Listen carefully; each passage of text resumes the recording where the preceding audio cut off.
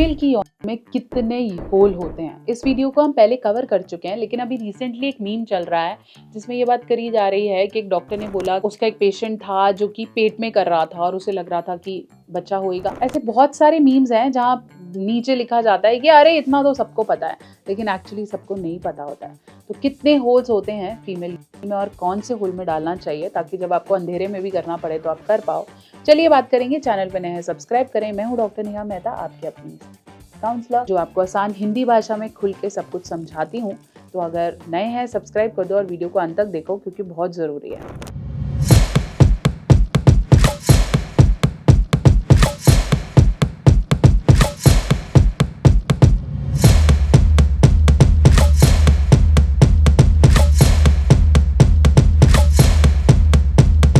तो चलिए हम बात कर रहे थे कि फीमेल में कितने होल्स होते हैं, कौन सा ऐसा होल है जिससे बच्चा होता है या जिसमें इंसर्शन करने से आप प्रेग्नेंट हो सकते हैं या फिर जो सेक्सुअल प्लेजर के लिए बना होता है। हम बहुत ज़्यादा कॉमन इस बारे में बात करते हुए देखते हैं कि एनल कर लो, ओरल कर लो, वजाइनल कर लो, लेकिन क्या इसके लिए अलग अलग होल्स हैं?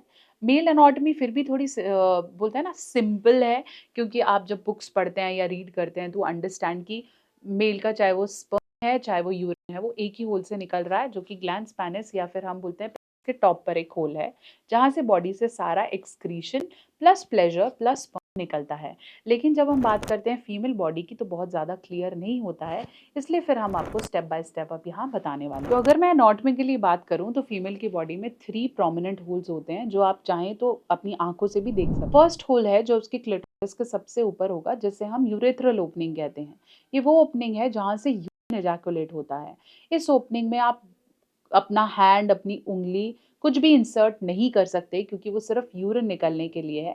उसके अंदर मैक्सिमम केसेस में डॉक्टर जिसे बोलते हैं कि यूरिन की थैली लगाते हैं अगर कोई सर्जिकल ऑपरेशन हो तो वो इतना बड़ा नहीं है कि वो आपको दिखेगा या आप उसमें कुछ भी इंसर्ट कर सकते हैं। दूसरे होल की अगर हम बात करें तो वो है आपका वजाइनल होल, जो कि यूरेथ्रल ओपनिंग से थोड़ा नीचे है, जो बहुत आसानी से दिखता है और जहाँ पर आपको इंसर्ट करने पे प्लेजर आएगा, प्लस वहाँ मैक्सिमम फाइब्रल एंडिंग्स हैं, प्लस वहाँ से ही बच्चा होता है, which is the opening to sexual pleasure.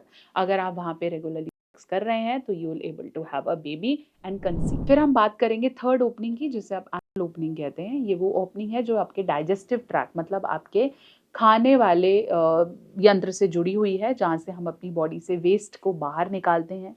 वो ओपनिंग या वो छेद आपके के लिए नहीं बना है, लेकिन जो बहुत ज़्यादा फैंटेसीज रखते हैं या बहुत ज़्यादा एक्सप्लोर करना चाहते हैं वो इसे भी ट्राई करते हैं, जिसके लिए हम प्रॉपर प्रिकॉशंस रखते हैं, क्योंकि उससे स्कार्स या पाइल्स होना या उस तरह के फिशर्स या प्रॉब्लम होने की फ्रीक्वेंसी बढ़ जाती है।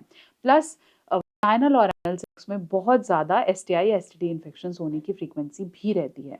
अगर आप जानना चाहते हैं कि पीछे से कैसे करना है तो आप ये वीडियो देख सकते हैं, इसमें प्रॉपर्ली मैंने डिटेल में समझाया है। अब हम बात करेंगे कुछ मिथ्स की या कुछ मिसकंसेप्शन की जो होल से रिलेटेड है।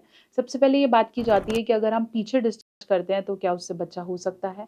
नो। अगर आपका पीछे कुछ डिस्चार्ज गया भी है तो वो एब्सोल्युटली सेफ है, वो ऑलरेडी एक वेस्ट के थ्रू बॉडी से बाहर निकल आएगा, लेकिन उससे एसटीडी इन्फेक्शन या सेक्सुअल इन्फेक्शंस हो सकते हैं। दूसरा बड़ा मिथ है कि अगर आप एक बार एनल कर लो तो फिर वजाइनल में आपको प्लेजर नहीं आता या वो आपको उतना प्लेजर नहीं करता।